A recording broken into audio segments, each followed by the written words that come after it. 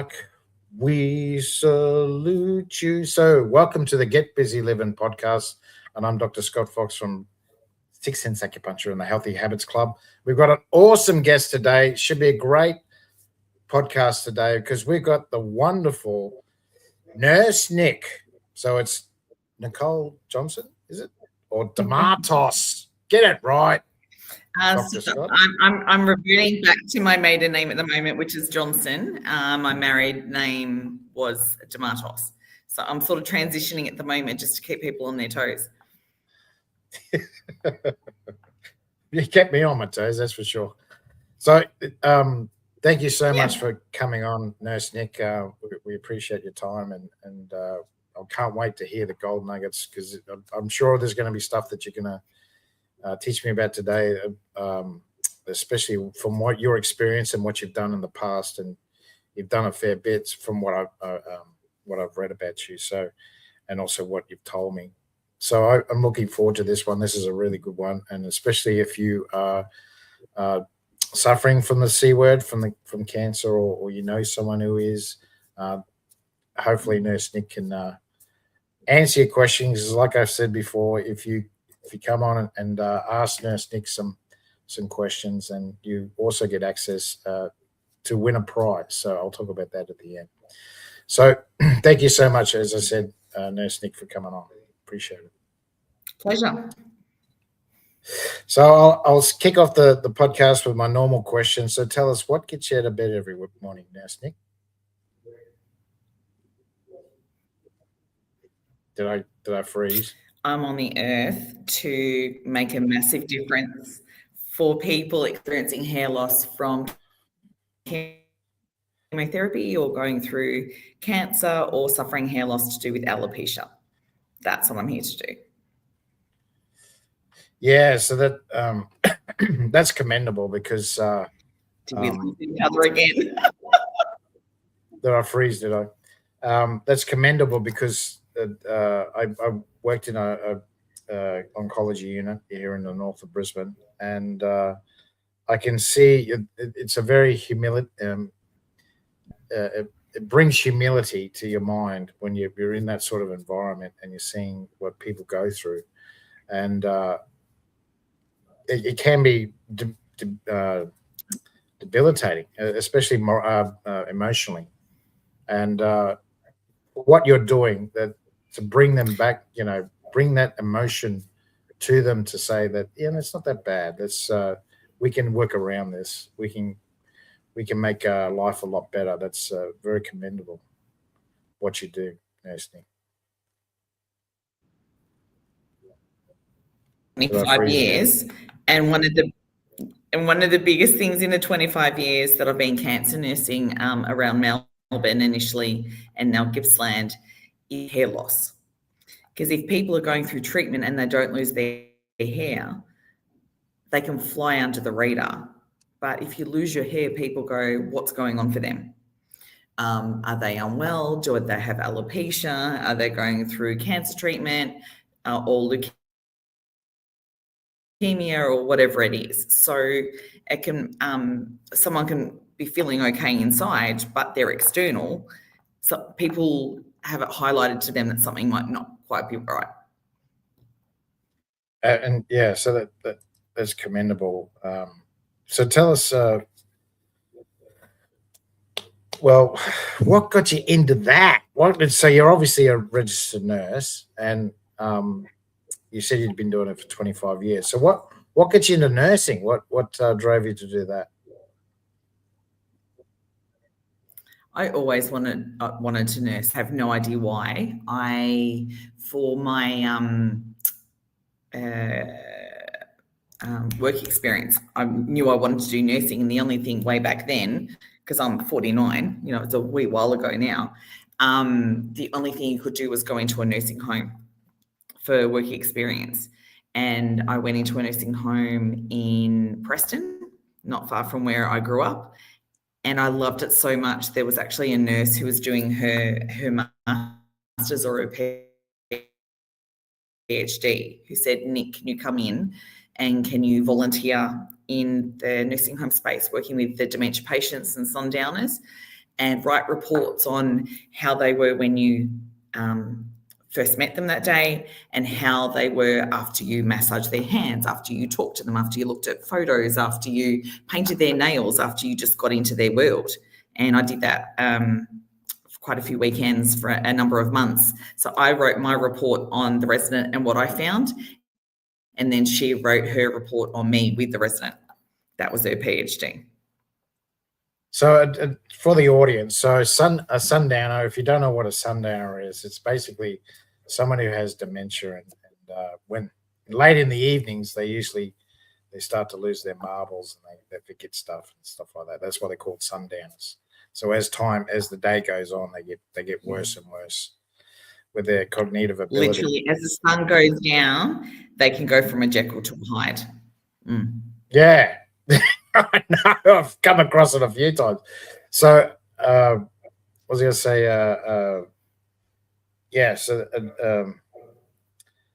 So it's through education, basically. That's how you got into it.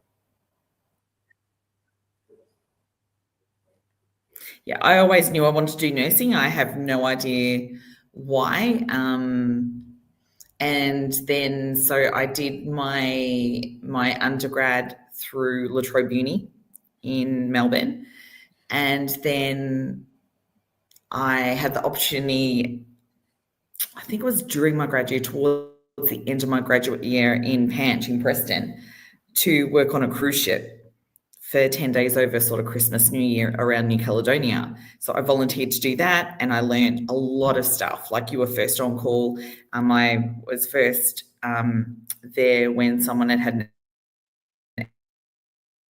ectopic pregnancy. We had to fly them off. There was a stroke. There was a heart attack. Someone came on board the cruise with the flu, and we're giving jabs of penicillin left, right, and centre. So I became very proficient in that. And then a year after that, I went and nursed in England and did live-in nursing in different parts of England, and then travelled Europe, having earned the pound. And then when I came back, I went, I know I want to do oncology nursing. Let's do it. And then ended up working at the Olivia Newton-John Cancer Centre for 14 years. like oncology nursing is an acquired taste, yeah? Like, not every nurse is going to like oncology. Yeah, but nursing. Like people that aren't drawn to it, people who aren't drawn to it don't stick. So if you're there and you feel like you can make some sort of a difference. So I see myself as the space of a different possibility in that area. Like you say that I'm an oncology nurse to most people, and they go, oh, it's not like that. People learn of their diagnosis, whether they're going to potentially be cured, whether they might not, whether they might succumb to the cancer or the side effects of treatment, or, if they're metastatic or whatever anyway. But I've got a great story about metastatic breast cancer in a moment. But they live the best quality lives, right? They say all the things that we think that we've got forever to say. They do all the things that we think we've got forever to do, and being surrounded by these incredible people for the last 25 years has enriched my life. Absolutely. Through just learning the lessons that they've got to share. Yeah, absolutely. And we talk about anything probably other than cancer, what's going on with their family, the holidays they have planned, that sort of stuff, because their lives are richer with having had their diagnosis. They just make the most of things and get on with it. Yeah, because time is of the essence. When you know that there's a date, everything seems to go out the window, and you become more prioritized. Well, there's a movie about it. It's called The Bucket List. And I love that movie. I've got a bucket list. That's what it's about, really. I'm going to be doing some of my bucket list next year. I'm moving to Gippsland today as we speak. Yeah. So for the audience, and I are moving to Gippsland. I am planning a 3-month trip overseas. Wow. Where are you going? Where are you going overseas? I am starting off, I am going to the Philippines for 7 to 10 days. And then I'm going to visit a friend's charity in Uganda. He's taken 62 kids off the streets in Uganda, and he was initially taken off the streets himself at the age of 8 or so. So he's set up a charity in now memory, but in tribute to the person who took him off the street, a businessman in Uganda who fed, clothed, housed, and paid for his schooling until the end of his business degree. So Ben now runs an incredible charity over in Uganda. So I'm not giving you money, I'm giving you me for 5 days. So you get Nurse Nick over there, and I can't wait to meet him in person, give him a hug, and meet the kids and stuff. And then I'm catching up with my bestie over in France, who I've not seen since 2017. I saw her every 2 years from 2005 until 2017 or so. She used to come to Australia. And then there's a 7-day women's retreat over on the Greek island from the end of October until the 6th of November. So that's what everything is based on. And then we'll see maybe America, Venice, and finishing with 2 to 3 weeks in New Zealand with someone that I've met from there. Wow. So I want to say hello to Northside Hawks. So that's Dominic. G'day, mate. Thanks for tuning in on YouTube. Much appreciated, mate. Yeah. It's Dominic. He said howdy. How are you? I love Dominic. He's so cool. Yeah, he's been on the podcast before. He's been on that at my podcast. So I'll go back and I'll have a look at his interview. There's a few. You might be searching for a while. I was going to say that's awesome, but and you did 14 years you're in oncology. Now, do you still go into the oncology units? Yeah, so that was just 14 years at the Livin Newton John. I've worked at Warringal Private Day Onc, Epworth Richmond Day Onc for, I think that was 2.5 years. I've worked all around different units. I chose to work nursing agency around different day oncology units to see how they worked after being in this fixed space at Livin Newton John for 14 years. And it just highlighted the incredible alternative therapies that people can access as a public patient. So you've got audio-visual boards, you had acupressure, acupuncture, yoga, meditation, music therapy. People had their ability to write their lives with a volunteer in palliative care. They could help write a song for their funeral with the music therapist. Oncology massage as they sit in the chair in day oncology and have their chemo. Play therapy. I want to call it play therapy. Art therapy. So they can do mindful colouring. They can. The list is endless. And Olivia Newton-John, I had the pleasure of meeting her 3 times when I was working in the hospital. And her forte was sitting for 5 to 10 minutes with patients who chose to want to talk to her. And she was not fussed about the entourage. Her focus was sit down and talk to the patients and getting in their world. She was incredible. I've got a photo with her, which is one of my prized possessions. Wow. Especially since she's no longer with us.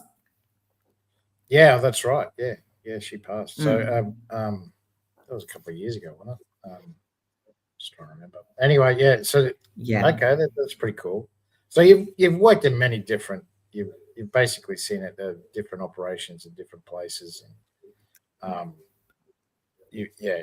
that's pretty cool. And I've been in Gippsland for 1.5 years, and I do oncology and palliative care amongst dialysis and district nursing and stuff up in Gippsland at the moment. I was running my business, So dialysis is a little bit different. That's to do with kidney disease, and not really oncology, but there are bloodborne kidney diseases. So, cancer diseases, I should say. blood cancer diseases, I should say. Correct. So yeah. And in that space, a lot of the time you're dealing with palliative care. Yeah, that's right. Because if people can't get on the transplant list or maybe kidney in time, you're talking about end of life conversations. Yeah, and that's what I was just going to say. The audience doesn't understand what palliative care is. It's basically, end of life. Yeah, that's right. That's euthanasia, the morphine. So, well, people can actually bring up with their GP now. We're not allowed to bring it up with patients as nurses, as oncology nurses or palliative care nurses. We can't say about volunteered assisted dying. But I was working at Epworth Richmond when it was rolled out, and I've experienced it in Gippsland as well, where people, I believe that they have like 3 separate interviews, and then 30 days after the last interview, if they are deemed of sound mind to make the decision for themselves, then they can access either the drink to mix up or the tablets to take. Yeah, exit on their own terms. Yeah, with my father, for instance, it was a slow one, and he well, basically he went into hospital for an ulcer in his ankle, and it never healed, and then it became sort of toxic, and then of course his kidney started to fail, and his heart started to fail. So then he didn't get a choice. He just basically, they said, look, he's going to be unconscious anyway. So because he was in agony, from the sort of toxicity. And so they were morphine him, all the time anyway. So he basically didn't get a choice. He just went straight into palliative care. But I mean, going in with a leg ulcer. Yeah, with an ulcer. Yeah, it just didn't heal. It wasn't the first time. He'd been in before with a leg. So he ended up septic. Yeah, septicemia. Yeah. That's insane. Yeah, and he didn't come out. Wow, that's so sad. Well, he got transferred. He did come out, but he got transferred to palliative care. So yeah, it can happen. It's such a special area to work in. I know when lockdown in Melbourne, I was working at Epworth Richmond, and I was there for, I think it was about August, and a friend was starting up a private in-home nursing business and working in day chemo. I will catch the train for 45 minutes into Epworth Richmond, so you'd be mask bearing on the train. You'd pull the mask down for 3 minutes walking into work in the streets, and then your mask, shield, chemo goggles, double thickness chemo gloves, chemo gown, and there was no movement in the air. Loved ones couldn't be with the person having treatment, and I'm just like, I have to tap here. I went and worked for this private nursing business in Melbourne, which was amazing. And to do palliative care in that space was a gift in lockdown, because there was a lot of people that either couldn't access palliative care the way that it's best provided. If you gave it at home, people would come and go and visit them and make the end of their life so much richer. Yeah. Both for the person dying and the loved ones. Yeah, exactly right. I understand. So tell us about your business. So tell us about what you do for people, because there's a lot to it. So my business, Real Fringe Hairbands, currently based in Melbourne. Today is moving to Gippsland, and we reunite someone with their hair. If it's cut either prior to them starting chemotherapy, if they're going to lose their hair, or within a week to a week and a half maximum after they have their first chemotherapy.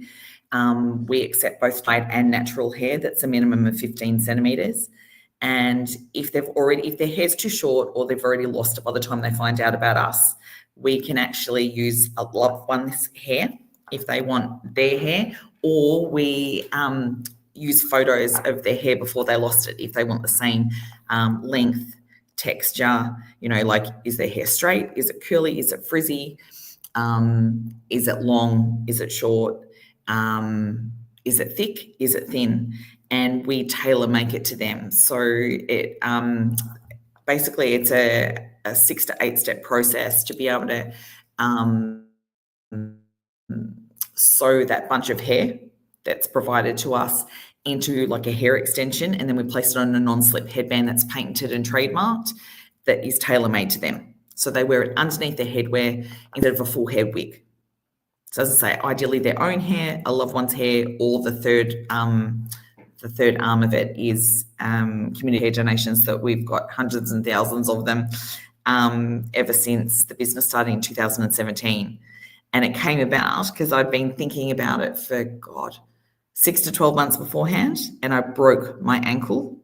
I twisted my ankle, ended up in the half splits on a girls' weekend away, and was off work for 4.5 months. So within a month, I registered the business and worked with an amazing seamstress through her business Interconnected in Melbourne. And we created the prototype and got it patented, trademarked. And then we've got a new arm of the products coming out next Feb. Wow. So that's pretty cool. And you also, like you said before, you also help with not only oncology but other patients as well. Yeah. So alopecia, I have an alopecia ambassador. Shay lost her hair when I want to say she was 14. So she started losing it from her part line, and she now has no hair anywhere on her body, no eyelashes, no eyebrows, no nasal hairs, no pubic hair, no hair anywhere. And she used to be the support ambassador for the Australian Alopecia Areata Foundation. And now she's no longer with them, but she is with Real Fringe Hairbands. So it means if someone has concerns about patching alopecia, or they've completely lost their hair or whatever, I'm not an expert in that. Shay can speak to that. And she's incredible in that space. When she's not wearing her own hair, it's a combination of hers and her sister's hair that we placed on a band for her 2018, 2019, I think it was. Her mum had cut her hair before she had alopecia and had kept it.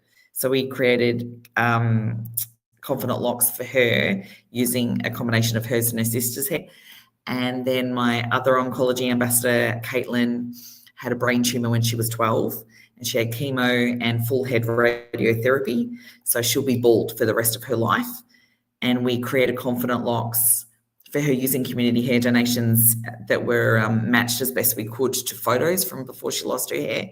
And then her mum found her ponytail of hair that was cut before she had her brain tumor. So we reunited her with her hair on her band.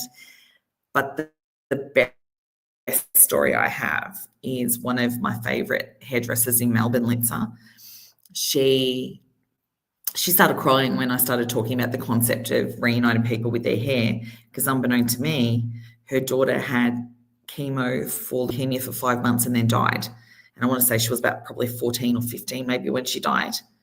And 2 months into hard lockdown in Melbourne, Litzer called me and said, Nick, I need your help. I've got breast cancer. I want to choose my hair. We need to socially distance. I want to choose my hair. And then we made it with the hair that she chose. Then she parted with her deceased daughter's hair that was lopped off before she started chemo, and we gave her Elizabeth's hair. Wow. So when I went to the hair expo in Sydney with her, she's talking to store holders there, and she's holding her Confident Locks with her daughter's hair, and is like stroking it as she's speaking to them. That's the most incredible story I have with Confident Locks. Wow. Yeah. It's because hair lasts a long time. Yeah.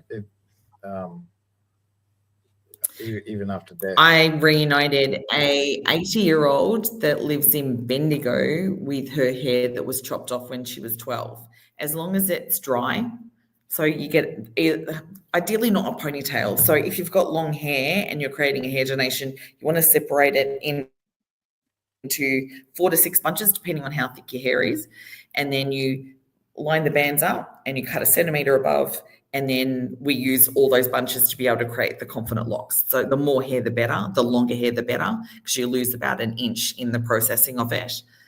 So, like, I had no seamstress experience, and I've learned right from the start. And my girlfriend had never, Naomi from Interconnected, had never sewn hair, so we just worked through the process together, because it doesn't happen in Australia, let alone Melbourne, other than with us. Most hair extensions come from India or China, or and the hair is stripped. It's not the way that hair is cut off your head. Wow. So a lot of people, when they go through chemo, they can be put into menopause. So, and you don't realize how much heat you lose from the top of your head. So if you put a wig on, a lot of patients would say to me, Nick, I've spent like $2,000 to $5,000 on a real hair wig, and I can't wear it because it's hot and it's itchy, or it looks false, or there's fear if I go in to hug somebody that it will move. So it was my patients who inspired the product. That's what they asked for. Yeah, that makes sense. So yeah. Wow. Wow. So you became a seamstress, oncology nurse to seamstress. Well, yeah, And I look forward to paying myself next year. I haven't paid myself through the business yet, which is every business owner is probably going, oh my God, but I wanted all the money to go back into R&D and back into the business. So yeah, I've got some amazing business mentors around me at the moment through an incredible group, which we met through Synergy, that are just incredible people to learn from and be amongst. Absolutely. And what was I going to say? So tell us about someone else that you've helped with alopecia or oncology, one that stands out for you.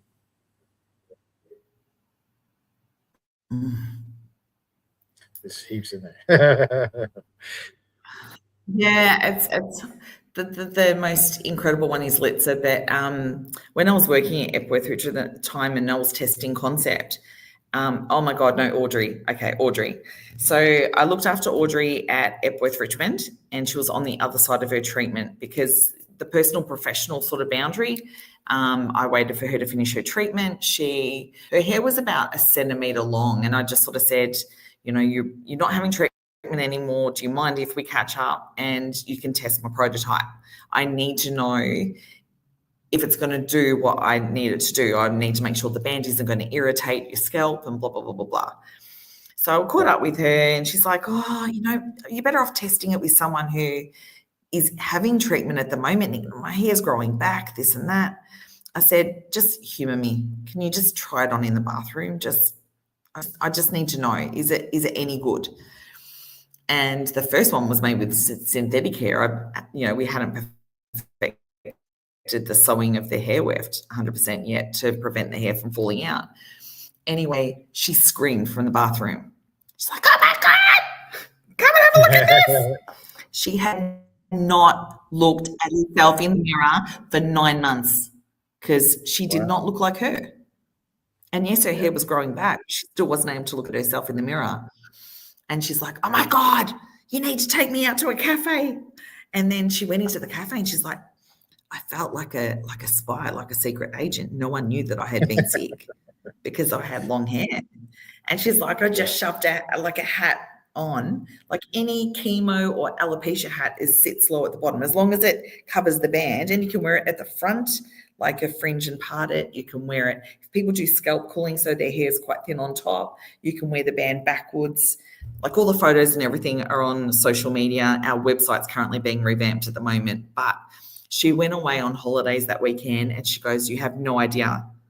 Like I felt like me again. I could actually shine and I was so empowered, Nick, like the confidence that I had. And I went, bingo, okay, we've got something here. So it's a matter of like, do you tell the hairdressers who are going to be cutting or shaving their hair off people that have treatment? And I've tried doing that. Do you tell the oncologists? Do you tell the cancer nurses? Do you align yourself with the likes of the McGrath Foundation, the Pink Lady, and Breast Cancer Network Australia? Like, at what point in time do people find out about the fact they can do this with their hair if they're having treatment, if they're going to lose their hair? Because it's such a huge time of overload of information. But I've had people, when I've been educating them about chemo, say, I want a less effective chemo because I don't want to lose my hair. Oh, right. Okay. So less chance of cure to save their hair, which is bonkers to me.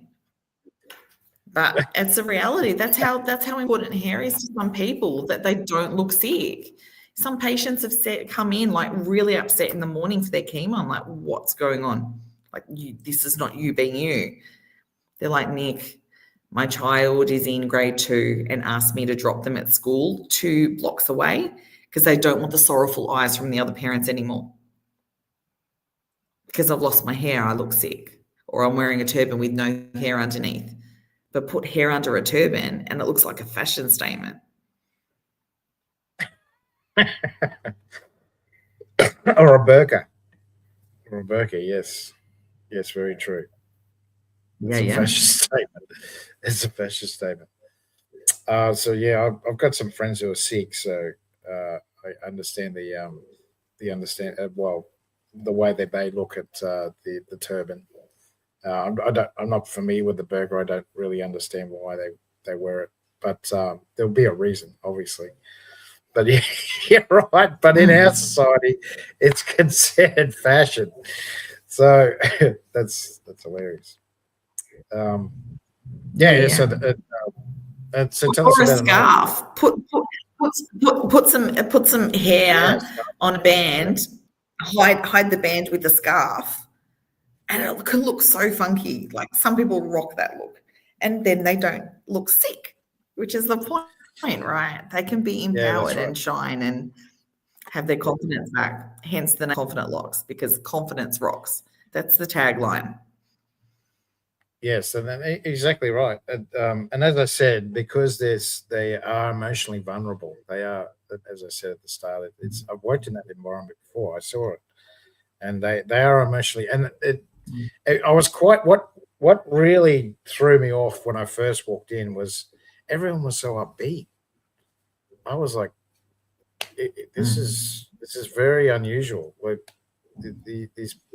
this is a do or die situation. Like, it can go either way. It can go either way. The best story I have for you, the best story, Nat, my oncology ambassador. I first met her when she came in as a SOS call from the oncologist. I remember we're about to knock off and she's like, Nick, we need to treat this person. And the oncologist I'd worked with at Livin Newton-John prior to her going into private practice at Epworth Richmond. I've got so much time for her. She's just gorgeous. And Nat came in and we had to start her treatment that night. She was diagnosed stage 4 breast cancer. So next March, I think it is, she's been diagnosed 9 years ago.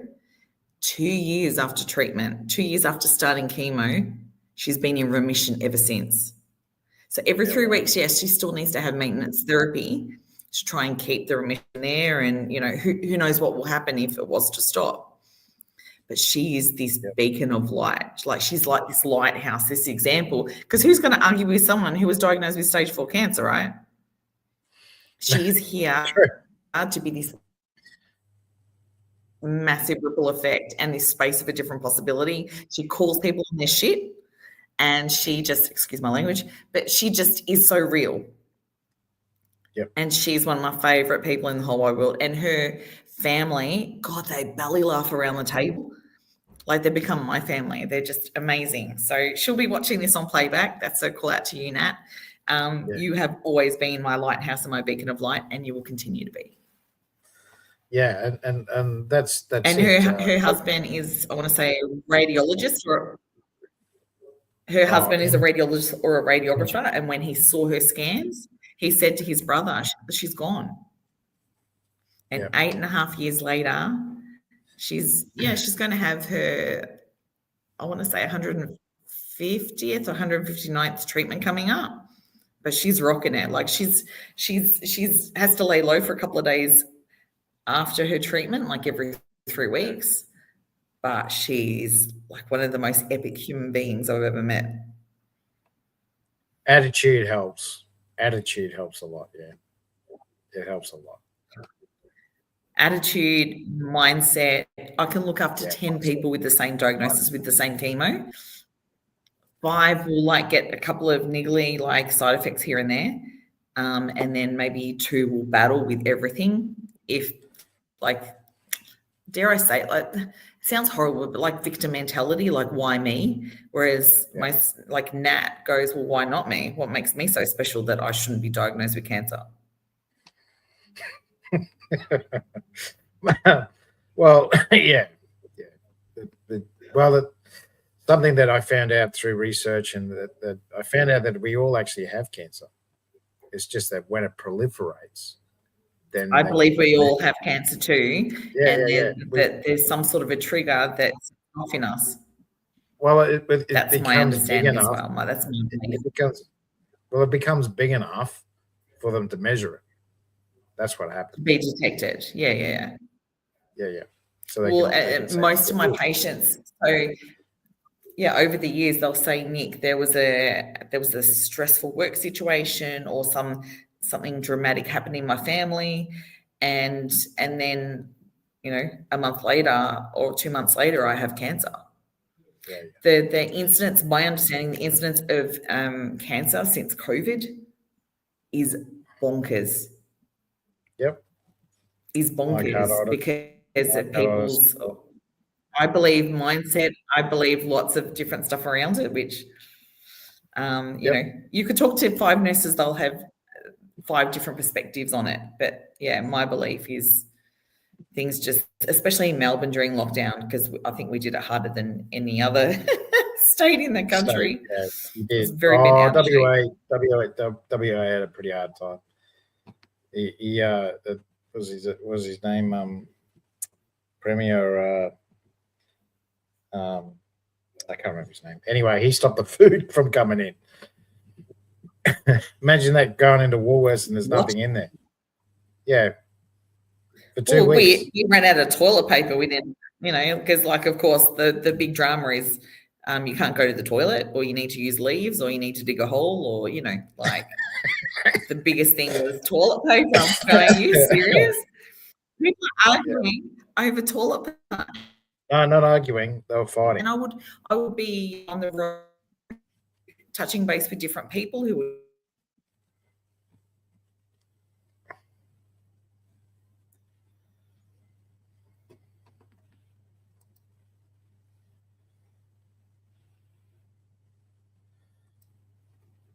Yeah, you're right. You're right, Mark. Mark McGowan. Dominic was on it. Are you there?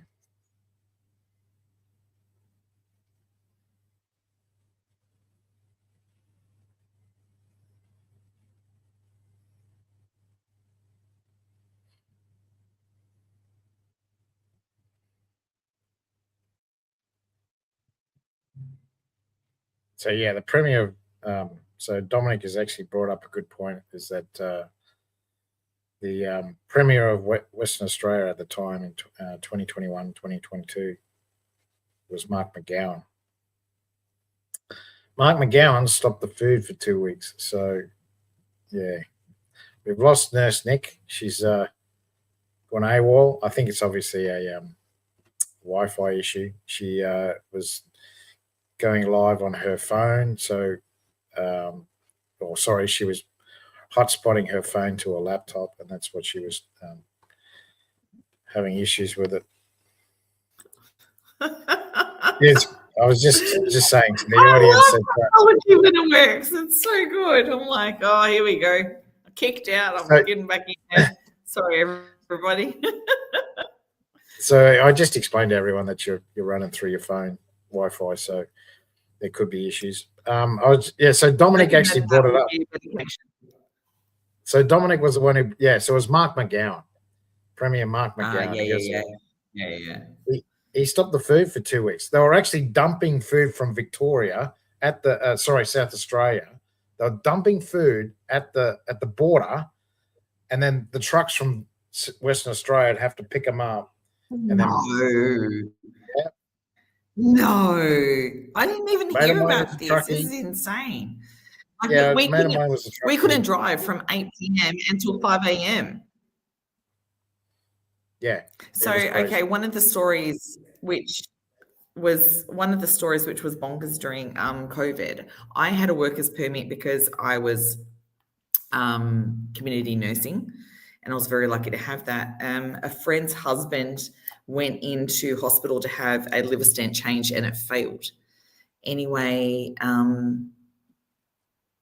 he didn't have COVID, but he was treated like he did have COVID. And I want to say, I don't think he was even 40 yet. Anyway, Wow. during the time that he was too unwell. He wasn't FaceTiming her. He wasn't picking up his phone. Like, he was just really crook. He was diagnosed with a really rare form of lymphoma, and I was lucky enough to work with the Australian lymphoma nurse through Epworth Richmond, Donna Gans. Anyway, I rang her on the way over to Naomi's house, and I'm like, have you ever heard this type of lymphoma? Like, I've been oncology nursing, like, I think it was 20 years by this stage. I'm like, I've never heard of it.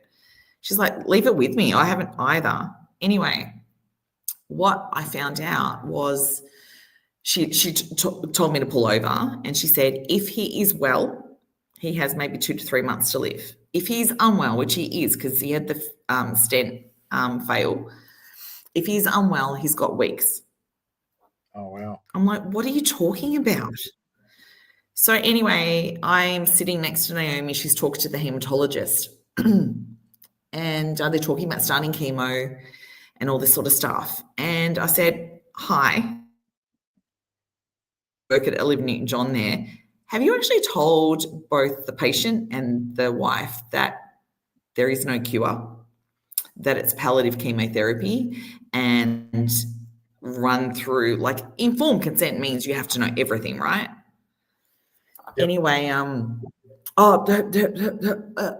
wouldn't have a family meeting, reluctantly did in the end. I said, can we get a FaceTime happening so at least he can see his 3 young kids and his wife? So I was still there in the house. He was bright fluorescent yellow because his liver had shut down. It was horrific. And he was so delirious, and he was so gaunt. He'd lost so much weight. They hadn't seen him for like a week and a half. He had the huge ascites in his belly, like his belly was swollen. Anyway, with all the information, he withdrew from chemo. He got transferred to palliative care. And in lockdown, you could only have 2 people visiting at a time in palliative care. So they were sending 2 of the 3, was, I don't know, maybe 14, 15 at the time, in to see their dad, who was delirious and all this sort of stuff. So we got him sorted with got him discharged to home, and he lived, I want to say, for 5 days. I pronounced him dead. Wow. Because I had the worker's permit, otherwise I wouldn't have been able to drive. Yeah, right. So, like, drew up all the morphine or the midazolam or the Maxlon. There wasn't even enough time to get him on the books of the private in-home nursing group that I was working for at the time. And Naomi rang, but dialed me apparently 6:30 on the morning that he died and said, Nick, something's not right. His breathing's changed. I'm like, I'm on my way. And I lived 10 minutes away from her. And I arrived and pronounced him dead. Wow. But he had an amazing 5 days with all of his loved ones around him and didn't have to worry about anything at all. Whereas it would have been, can you imagine, like, having chemo? Yeah. Thinking that you're going to be cured, not able to see your family? Yeah. Like you said, we just gave him choice. Full disclosure, the system is not perfect, and I'm everyone that I speak to has had a touch of the system. I'd really like to ask you the last 2 questions. You keep freezing on me. So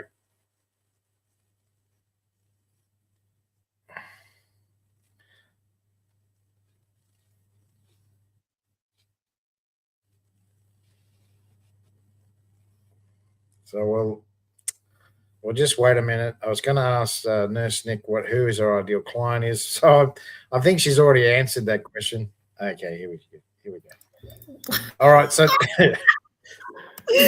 there any questions that you would like to ask me before I potentially get kicked I'll off? ask you the last two.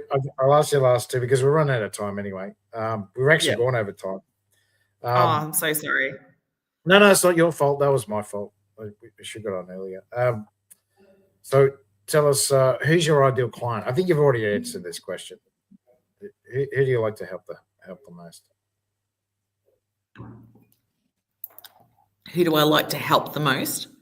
Yeah, who's your ideal client? Who's your ideal client? Yeah. You sort of already answered the question. A female that's going to have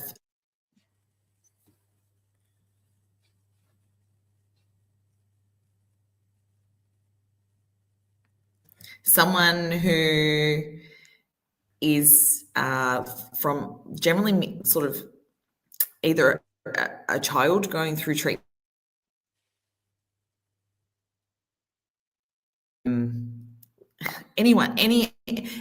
At the moment, any female who is going to lose their hair from chemotherapy or have major thinning. That's my ideal client. And currently in Australia-wide, but taking the business overseas as of September next year. We'll see what happens after then. But my new website has the ability. My new website, I'll be able to actually oncology nurse consult through that. So I don't have the constraints of time working in a day chemo unit or time constraints around visiting people in their homes post chemo or when I'm disconnecting the pump and all that sort of stuff. So people can have a 10-minute discovery call, which is complimentary. And then if they want to have one-on-one with me for either half an hour or an hour, they can book in and they can pay to have that oncology nurse one-on-one for them. So that's what's changing with Real Fringe next year. The last question. So give us ideas or information that you to create lifelong longevity. Listen to your body. Your body tries to give you so much awareness all the time. I know that if I'm in overwhelm and not in flow, it's like pushing shit uphill. So meditation, mindfulness, I've started cold plunging. Oh my God, it's amazing. It's not for everybody though. Your mental health and mindfulness is everything. And you can have lots and lots of money, but if you do not have your health, what the hell is it worth? If you can't actually do anything to spend your money, you need to have both health and wellness. Awesome. All right, so we're going to you're launching a new program, is that right? So there's the confidence. There's a new product that's going to be available when the new website goes live. So they're called Confident Locks Mini, and they're actually clip-in hair wefts. So if someone starts having their hair grow back, or if they've got patching alopecia, we can either use their own hair to be able to create this. As I say, we only need a minimum of 15 centimeters, and it can be dyed or natural. And to thicken up someone's hair as it's starting to grow back, you can clip in their own hair or community donated hair. So it's actually going to add some thickness as their hair grows back. Or if they've got patching alopecia, you can actually clip it in so that they don't have patching alopecia anymore, but it needs hair to be able to actually grip to it. Yeah, gotcha. All right, so thank you very much. 22 centimeters wide to 10 or 15 centimeters. Anyway, stay tuned. All right, mate. And thank you very much for being on. So because you didn't bag me too much, I'm actually going to give you access to my bronze membership. Same with you, Dominic. You get access to because you interacted with us. So there it is there. It's 9 modules. I teach you about meditation. You have emotional freedom technique. I teach you about nutrition, exercise, Chinese medicine, acupuncture. There's the 8 chronic diseases, including cancer. And I also teach you about roadblocks and NLP, neuro linguistic programming. And I use disc profiling so you can find out who you are. So it's all in the bronze membership. Oh my God. Yeah. That's you get that so all for free. exciting. What a gift. Oh, wow. So there you go. Where do we start? Well, as soon as you click on it. So there it is there, just free access. Free access. So yeah, just go to the website. There it is there, www.sixsenseacupuncture.com.au/health club. And it's been a pleasure. Thank you very much, Nurse Nick. A great podcast. And I'll see you guys all this afternoon. I'm doing a webinar, and you guys have a great day. Thank you very much, Nurse Nick. Thank you for the invite. Catch you guys. Take care.